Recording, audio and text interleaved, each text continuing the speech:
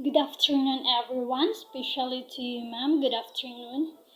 This is continuation of Group 7's report. My assigned topic is all about man's perfection and happiness. So, as what stated according to Socrates' philosophy of wisdom, true knowledge is practical. It is obtained not only for the sake of knowledge, but is to be used for self-improvement. It means that true knowledge here is obtained not only for the sake of knowledge, but also you have to use it, all the knowledge that you have to improve yourself. That is what the Socrates philosophy of wisdom. But that's what Socrates' philosophy. But Aristotle insisted that understanding always the good requires always and habitually doing the good. So, when we see understanding, for you to understand what is good, but you have to do good always and habitually, not just by practicing it. It's not, you're not just using it if it's really necessary, but you have to do it every day. You have to do it always and habitually. Like for example, the wise man knows, loves, and appreciate virtue. Not only he practices virtue and lives a virtue life. Yes, of course. Like for example, the man he knows what is virtuous, he appreciates it, he loves it, but of course he had to practice. But of course he have to practice those virtue and live with a virtue life.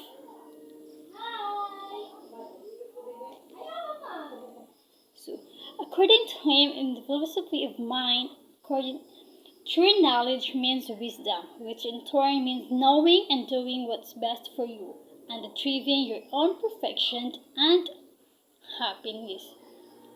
So, according to him,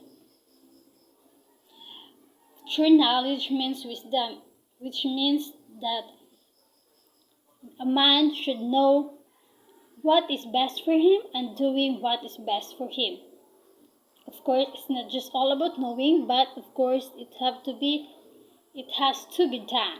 Yes, of course. It's this understanding, this knowledge the wisdom that he had, he should do it in action, not just answer with having that wisdom, but also he has to do it in action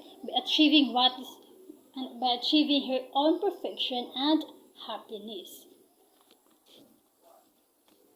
So when we say perfection, perfection is given by Aristotle as a formal property which happiness must possess. So before a man can experience happiness, but of course he has to do this what makes a man perfect, of course, because perfection is a formal property of happiness that happiness should possess, that happiness should have. So when you say happiness, a man can experience happiness if he does his function. So what is a man's function? So when we say his functions, so of course the function is a man is to live a certain kind of life, and this activity implies a rational principle, and the function of a good man is the good and noble performance of this. And if any action is well performed, it is performed in accord with the appropriate excellence. If this is the case, then happiness turns out to be an activity of the human soul in accordance with excellence and virtue. So next, man's perfections and happiness consist of wisdom and virtue. So for him to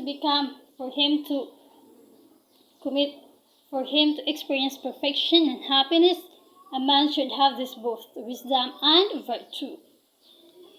So, and that's all with my report, and thank you.